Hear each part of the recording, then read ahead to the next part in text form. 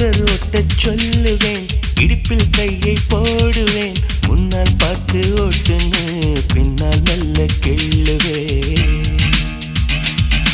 தூங்கி போனால் சம்மதம், தோசை நானே ஊத்துவேன், ஊருக்கேதும் போயிட்டா உள்ளுக்குள்ளே ஏங்குவேன். அவள் முகம் என் மகளுக்குமே வரும்படி ஒரு வரம் கேட்பேன், அவள் பெயர் தன்னை இனிஷியலாய் இடும்படி நான் செய்திடுவேன். அவள் தாவணி பருவத்து லவ் லெட்டர் அனைத்தையும் இருவரும் படித்திடுவோம்.